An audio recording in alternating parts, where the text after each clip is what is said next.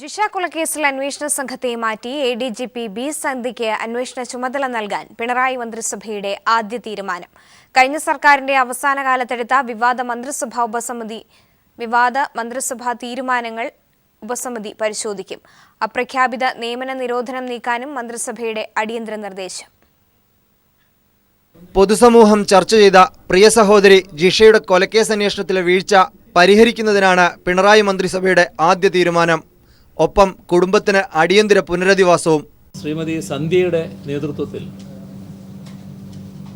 ഉള്ളൊരു പ്രത്യേക ടീം അന്വേഷിക്കണം എന്നാണ് കാണുന്നത്. ഇപ്പോൾ നിർമ്മിച്ചുകൊണ്ടിരിക്കുന്ന വീട് 45 ദിവസത്തിനുള്ളിൽ പൂർത്തിയാക്കാനാവും. ഇതോടൊപ്പം ജിഷയുടെ അമ്മ ഇനി വീണ്ടും മറ്റു വീടുകളിൽ ജോലിക്ക് പോകുന്ന അവസ്ഥ തുടരാൻ പറ്റില്ല. അപ്പോൾ അവർക്ക് ജീവിച്ചു പോകാൻ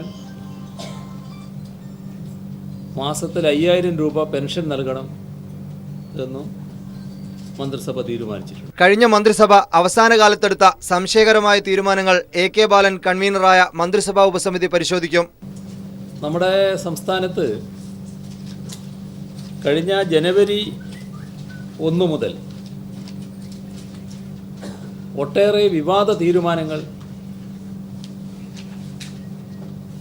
സർക്കാർ തലത്തിൽ എടുത്തിട്ടുണ്ട്, മന്ത്രിസഭ എടുത്തിട്ടുണ്ട്.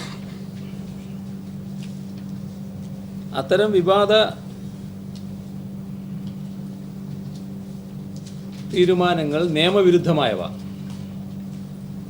അതിനെക്കുറിച്ച് പരിശോധിക്കണം എന്നാണ് മന്ത്രിസഭ കണ്ടത്.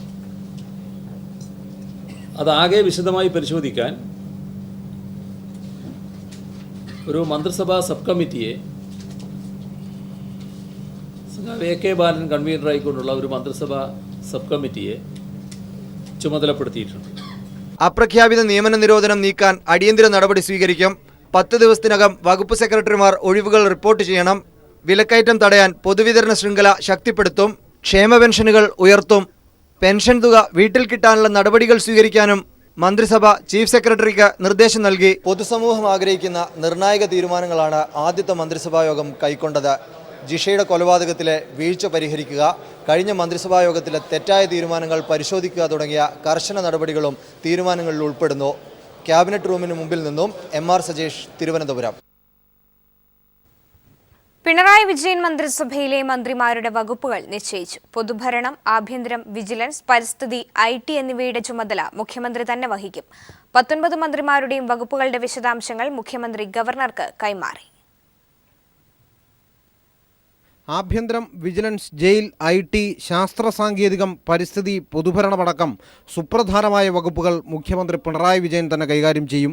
തോമസ് ഐസക്കിന് ധനകാര്യം കൂടാതെ കയർ, ലോട്ടറി, ടാക്സ് എന്നിവയുടെ കൂടി ചുമതലയുണ്ടാവും. EP ജയരാജൻ വ്യവസായവും കായികവും കൈകാര്യം ചെയ്യും. ചന്ദ്രശേഖരൻ നായർ റവന്യൂ, ഭവന നിർമ്മാണം, സർവേ ഓഫ് ലാൻഡ് റെക്കോർഡ്സ് എന്നിവയുടെ ചുമതല വഹിക്കും. നിയമം, പാർലമെന്ററി കാര്യം, സാംസ്കാരികം, പട്ടികജാതിക്ഷേമം എന്നിവ AK ബാലൻ്റെ ചുമലിലാണ്. ആരോഗ്യം, സാമൂഹ്യക്ഷേമം എന്നിവയുടെ ചുമതല KK ശൈലജ ടീച്ചർക്കാണ്. പ്രൊഫസർ C രവീന്ദ്രനാഥാണ് വിദ്യാഭ്യാസ മന്ത്രി. കടകംപള്ളി സുരേന്ദ്രൻ വൈദ്യുതി, ദേവസ്വം എന്നിവയുടെ ചുമതലയുണ്ടാവും. സഹകരണം, ടൂറിസം എന്നിവയുടെ മന്ത്രി AC മൊയ്തീനാണ്. തദ്ദേശ സ്വയംഭരണം, ഗ്രാമവികസനം എന്നിവ KT ജലീൽ കൈകാര്യം ചെയ്യും. എക്സൈസ്, തൊഴിൽ എന്നിവയുടെ ചുമതല TP രാമകൃഷ്ണൻ വഹിക്കും. പൊതുമരാമത്ത്, രജിസ്ട്രേഷൻ എന്നിവ G സുധാകരൻ്റെ വകുപ്പുകളാണ്. ഫിഷറീസ്, പരമ്പരാഗത വ്യവസായം, കശുവണ്ടി എന്നിവയാണ് J മേഴ്സിക്കുട്ടിയമ്മയുടെ വകുപ്പുകൾ. VS സുനിൽകുമാർ കൃഷി, വെറ്റിനറി സർവകലാശാല എന്നിവയുടെ ചുമതല വഹിക്കും. ഭക്ഷ്യം, സിവിൽ സപ്ലൈസ്, ലീഗൽ മെട്രോളജി എന്നിവയുടെ ചുമതല P തിലോത്തമനാണ്. വനം, വന്യജീവി, ആനിമൽ ഹസ്ബൻഡറി എന്നിവ K രാജു കൈകാര്യം ചെയ്യും. ജലവിഭവം, ശുദ്ധജല വിതരണം എന്നിവയുടെ ചുമതല മാത്യു T തോമസിനാണ്. തുറമുഖം, പുരാവസ്തു എന്നിവയുടെ ചുമതല കടന്നപ്പള്ളി രാമചന്ദ്രൻ വഹിക്കും. ഗതാഗതം, ജലഗതാഗതം എന്നിവ AK ശശീന്ദ്രനാണ്. മന്ത്രിമാരുടെ വകുപ്പുകളുടെ പട്ടിക മുഖ്യമന്ത്രി ഗവർണർക്ക് കൈമാറി. വകുപ്പുകൾ സംബന്ധിച്ച് ഗവർണർ അനുമതി നൽകുന്നതോടെ ചീഫ് സെക്രട്ടറി വിജ്ഞാപനം പുറപ്പെടുവിക്കും. S ജീവൻകുമാർ, തിരുവനന്തപുരം. ആവേശമലതല്ലി അന്തരീക്ഷത്തിൽ പിണറായി വിജയന്റെ നേതൃത്വത്തിലുള്ള LDF സർക്കാർ സത്യപ്രതിജ്ഞ ചെയ്ത് അധികാരമേറ്റു. തിരുവനന്തപുരം സെൻട്രൽ സ്റ്റേഡിയത്തിൽ നടന്ന പ്രൗഢഗംഭീരമായ ചടങ്ങിൽ 10,000ങ്ങളെ സാക്ഷി നിർത്തിയാണ് മുഖ്യമന്ത്രി പിണറായി വിജയനും മറ്റു മന്ത്രിമാരും അധികാരമേറ്റത്. സെൻട്രൽ സ്റ്റേഡിയത്തിലെ കിരമ്പിയെത്തിയ 10,000-ങ്ങളെ സാക്ഷിയാക്കിയാണ് സംസ്ഥാനത്തെ 12ാമത് മുഖ്യമന്ത്രിയായി പിണറായി വിജയൻ സത്യപ്രതിജ്ഞ ചെയ്തത്. ഗവർണർ പി സദാശിവം സത്യവാചകം ചൊല്ലിക്കൊടുത്തു. പിണറായി വിജയനായ ഞാൻ നിയമം വഴി സ്ഥാപിതമായ ഭാരതത്തിൻ്റെ ഭരണഘടനയോട് നിർവ്യാജമായ വിശ്വസ്തതയും കൂറും പുലർത്തുമെന്നും ഞാൻ ഭാരതത്തിൻ്റെ പരമാധികാരവും അഖണ്ഡതയും നിലനിർത്തുമെന്നും ഞാൻ കേരള സംസ്ഥാനത്തെ ഒരു മന്ത്രി എന്ന നിലയിലുള്ള എൻ്റെ കർത്തവ്യങ്ങൾ വിശ്വസ്തയോടും മനസ്സാക്ഷിയെ മുൻനിർത്തിയും നിർവഹിക്കുമെന്നും ഭരണഘടനയും നിയമവുമനുസരിച്ച് ഭീതിയോ പക്ഷപാതമോ പ്രീതിയോ വിദ്വേഷമോ കൂടാതെ എല്ലാ തരത്തിലുള്ള ജനങ്ങൾക്കും നീതി ചെയ്യുമെന്നും സഗൗരവം പ്രതിജ്ഞ ചെയ്യുന്നു. CPI നിയമസഭാ കക്ഷി നേതാവ് കൂടിയായ ഇ ചന്ദ്രശേഖരനാണ് രണ്ടാമനായി സത്യപ്രതിജ്ഞ ചെയ്തത്. ഈ ചന്ദ്രശേഖരൻ ആയ ഞാൻ കേരള സംസ്ഥാനത്തെ ഒരു തുടർന്ന് വിവിധ കക്ഷി നേതാക്കളായ മാത്യു ടി തോമസ്, AK ശശീന്ദ്രൻ, രാമചന്ദ്രൻ കടന്നപ്പള്ളി എന്നിവരുടെ ഊഴമായിരുന്നു.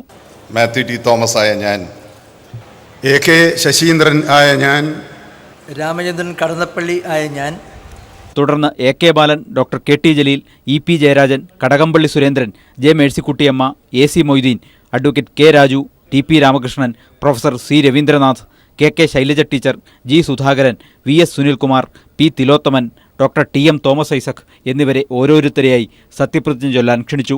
ഗവർണർ ചൊല്ലിക്കൊടുത്ത സത്യവാചകം ഓരോരുത്തരായി ഏറ്റുചൊല്ലിയപ്പോൾ സെൻട്രൽ സ്റ്റേഡിയത്തിൽ ആവേശം അലതല്ലി. Mathew T Thomas, Kadannappally Ramachandran, KT Jaleel എന്നിവർ ദൈവനാമത്തിൽ പ്രതിജ്ഞ ചൊല്ലിയപ്പോൾ മുഖ്യമന്ത്രി ഉൾപ്പെടെയുള്ള മറ്റ് 16 മന്ത്രിമാരും ദൃഢപ്രതിജ്ഞയാണ് എടുത്തത്. വൈകിട്ട് 4-ന് ആരംഭിച്ച ചടങ്ങ് 4:50 പൂർത്തിയായി. മന്ത്രിസഭാംഗങ്ങൾക്കൊപ്പമുള്ള ഗവർണറുടെ ഫോട്ടോ സെഷനോടെ സത്യപ്രതിജ്ഞാ ചടങ്ങ് പൂർത്തിയായി. അങ്ങേയറ്റത്തെ ആവേശം മുറ്റുനിന്ന അന്തരീക്ഷത്തിലാണ് പിണറായി വിജയൻ മന്ത്രിസഭ അധികാരമേറ്റത്. 10,000-ങ്ങൾ ചടങ്ങിന് സാക്ഷിയായി. തിരുവനന്തപുരം സെൻട്രൽ സ്റ്റേഡിയത്തിൽ നിന്നും സാലി മുഹമ്മദ്. സത്യപ്രതിജ്ഞാ ചടങ്ങ് പുരോഗമിക്കുമ്പോൾ ആവേശം അലതല്ലിയത് അത്രയും സദസ്സിലാണ്. ചരിത്ര നിമിഷത്തിന് സാക്ഷിയാവാൻ സാമൂഹ്യ സാംസ്കാരിക രാഷ്ട്രീയ രംഗത്തെ പ്രമുഖരടക്കം 10,000-ങ്ങളാണ് എത്തിയത്.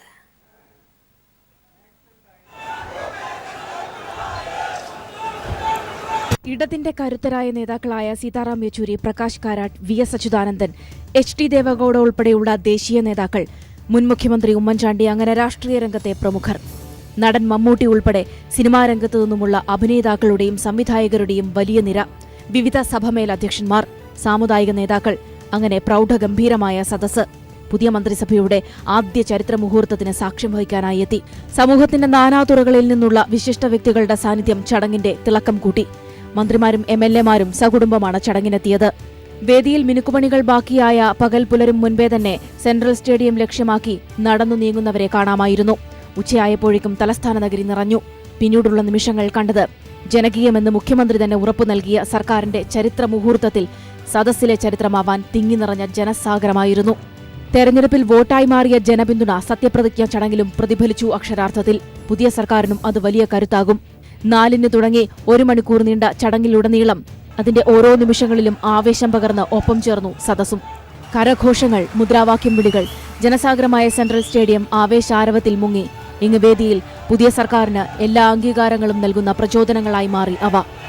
കേരളത്തിന്റെ പരിച്ഛേദം തന്നെ സദസ്സ് കൈയടക്കിയപ്പോൾ പ്രൗഢഗംഭീരമായ ചടങ്ങിനാണ് സാക്ഷ്യം വഹിച്ചത്. ചരിത്രത്തിന്റെ കൂടി ഭാഗമായ സെൻട്രൽ സ്റ്റേഡിയത്തിൽ നിന്നും ക്യാമറമാൻ ബിച്ചു പൂവശലിനൊപ്പം സൗമ്യ മധുസൂദനൻ.